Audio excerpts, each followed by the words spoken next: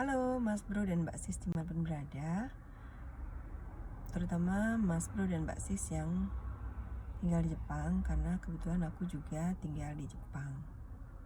Jadi apa salahnya sebagai sesama orang Indonesia yang sama-sama tinggal di Jepang, aku mau bagi-bagi sedikit informasi ya mengenai visa Gino Jisuse dan Tokute Gino.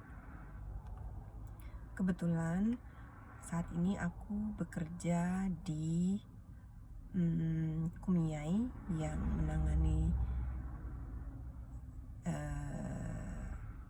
Gino Jisuse, dan di TSK sekaligus TSK yang menyalurkan Tokute Gino. Jadi mungkin aku punya sedikit informasi yang siapa tahu berguna buat Mas Bro dan Mbak Sis yang sekarang ini memegang visa Gino Jisuse dan visa Tokute Gino.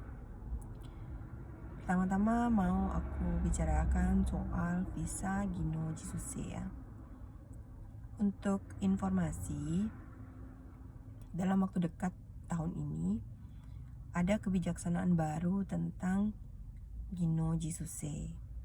Sebelumnya Gino Jisuse itu kelebihannya kan, kalau perusahaan ditanya ya, mana yang lebih memilih Gino Jisuse atau Tokute Gino, biasanya perusahaan cenderung memilih Gino Jisuse meskipun dengan biaya sedikit mahal, karena Gino Jisuse itu biasanya kontraknya 3 tahun. Jadi dalam 3 tahun itu mereka nggak pindah-pindah perusahaan.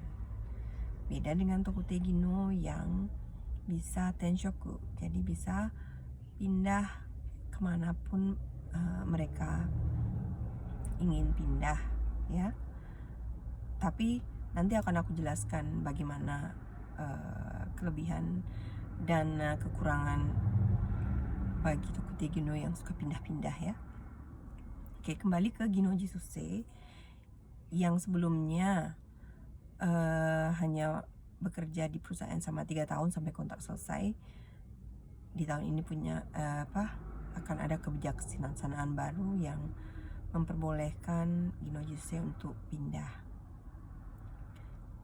Jadi aku sarankan bagi kalian yang memang perusahaannya dalam tanda kutip itu buruk gitu ya, memperlakukan secara buruk, itu jangan gegabah untuk main kabur saja gitu ya. Kalau kalian mengalami atau menghadapi permasalahan di KAISA, seperti misalnya kekerasan secara fisik atau secara mental, atau pembayaran gaji yang tidak benar gitu ya, hal pertama yang harus kalian lakukan adalah sodang dengan Kumiai yang ada di Jepang ya. Kalau biasanya Kumiai yang ada di Jepang itu ada penerjemahnya yang bisa berbahasa Indonesia. Tapi kalau misalnya tidak ada, itu bisa kalian bicarakan dengan LPK pengirim kalian ya, karena bagaimanapun kalian di sini dalam pengawasan Kumiai Jepang ya, atau Ukeire Dantai ya, Kandi Dantai. Nah, seandainya Kumiai kalian lebih berpihak ke perusahaan dibanding kalian, boleh coba sodang dengan aku atau dengan orang yang bisa kalian percaya bagaimana keadaan sebenarnya, karena kan kadang-kadang tidak didengar dari sebelah pihak, tidak kedua belah pihak kan, kita nggak bisa memutuskan siapa yang baik, siapa yang tidak baik ya kan. Nanti kalau seandainya sudah rasanya keterlaluan, itu bisa disodangkan ke namanya di sini Kiko, atau kalau kalian taunya Otit ya, dulu namanya Jitko, sekarang namanya Kiko ya, tapi kalau dalam versi bahasa Indonesianya Otit namanya ya. Ada nomor sodangnya, nanti bisa chat aku. Itu biasanya di hari Selasa dan hari Kamis itu ada sodang dalam bahasa Indonesia. Jadi bagi kalian yang kesulitan bahasa Jepang bisa sodang di hari itu ya.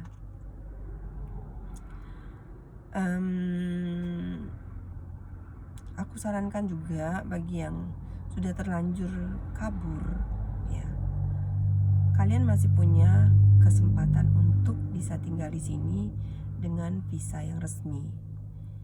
Aku mau bilang punya kesempatan itu bukan berarti punya kesempatan untuk tetap ilegal gitu ya, enggak ya, tapi bisa punya visa yang legal untuk datang ke Jepang. Caranya gimana?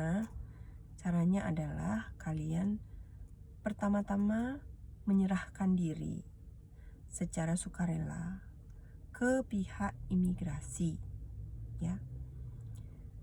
Kalau selama kalian dalam masa ilegal itu tidak melakukan kejahatan sama sekali, kalian pulang dengan catatan tidak deportasi, dalam arti kalian pulang sendiri, menyerahkan diri, beli tiket terus pulang sendiri.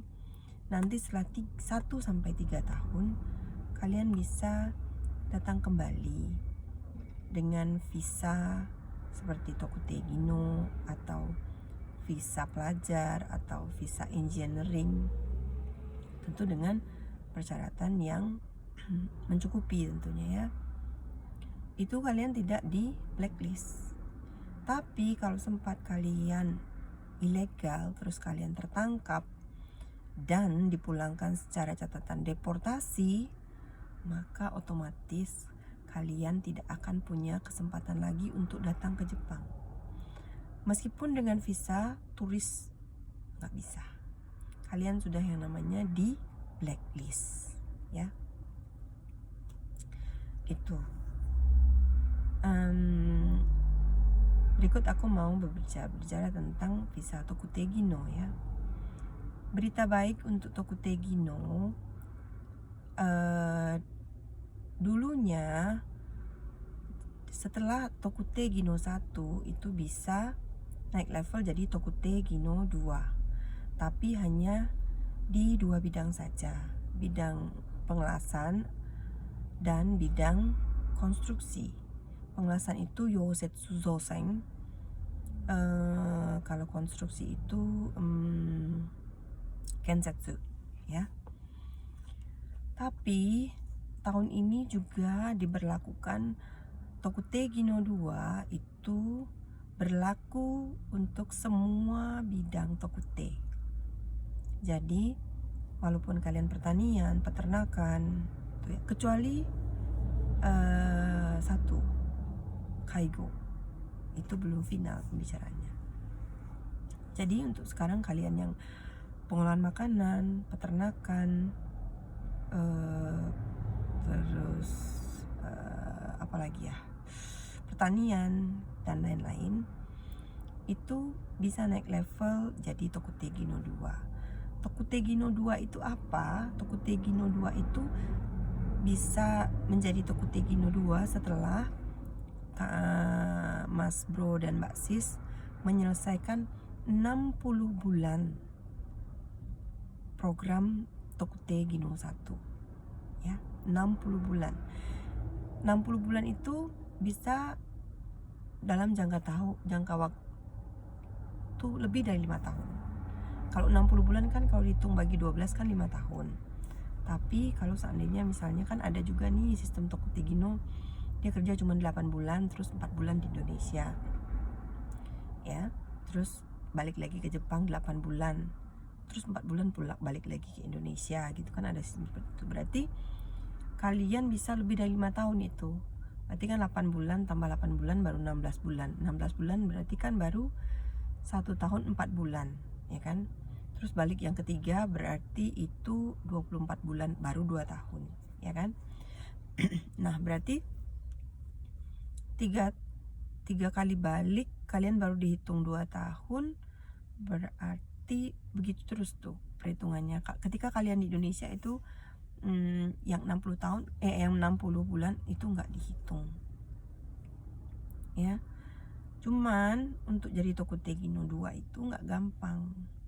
Kelebihannya dulu aku bicarakan ya. Kelebihannya adalah kalau seandainya Mas Bro dan Mbak Sis bisa naik level ke Tokutegi no 2, Mas Bro dan Mbak Sis boleh membawa istri atau suami atau anak untuk tinggal bersama-sama di Jepang, menyelesaikan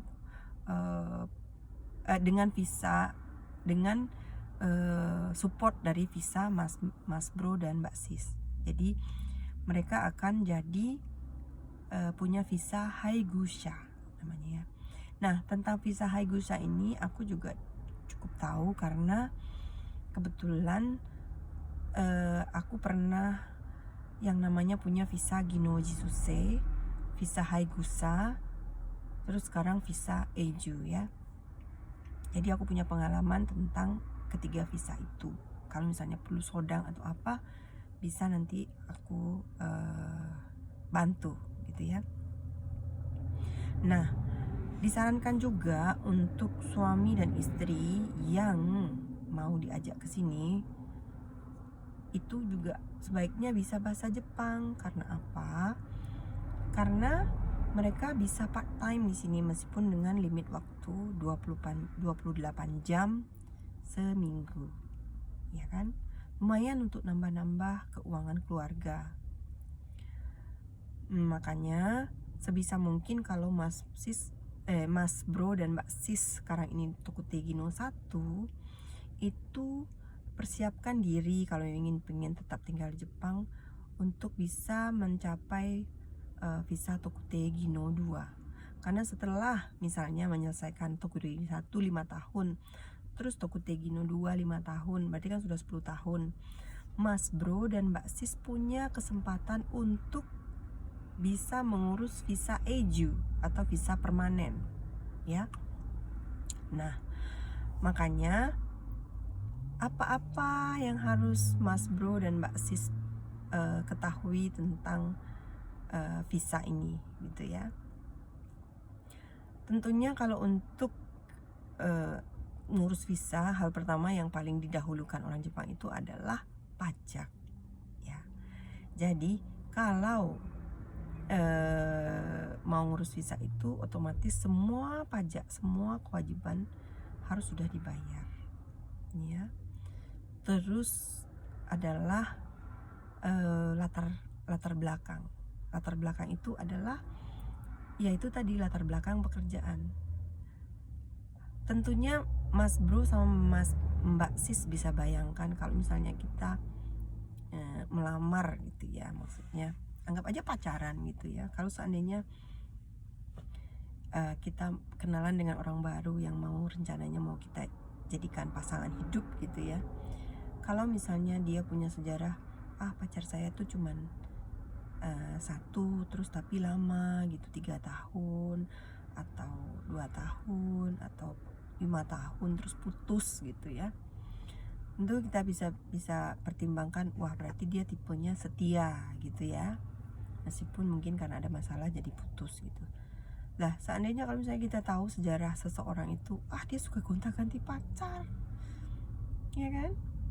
Apa penilaiannya bagus? Begitu juga dengan pekerjaan. Seandainya Mas Bro sama Mbak Sis baru 2 bulan kerja udah berhenti, 3 bulan kerja udah berhenti, 6 bulan kerja udah berhenti, paling lama cuma 1 tahun. Terus dibalik itu kartu Zairu kadonya alamatnya pindah. Bagaimana menurut Mas Bro sama Mbak Sis orang imigrasi menilainya? Ya kan? Makanya sebisa mungkin kalau ingin memang tinggal lama di Jepang itu kita sebaiknya punya perusahaan yang akan nanti mensupport kita untuk bisa memberikan rekomendasi yang bagus ke imigrasi gitu.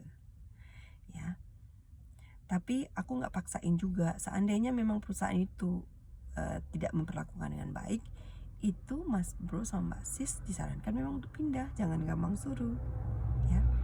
Dengan alasan jelek, pihak migrasi juga akan mengerti gitu, ya kan? Itu salah satunya, ya. Mungkin untuk sementara itu dulu. Kalau ada hal-hal yang ingin ditanyakan, boleh langsung menghubungi aku di komentar. Terima kasih.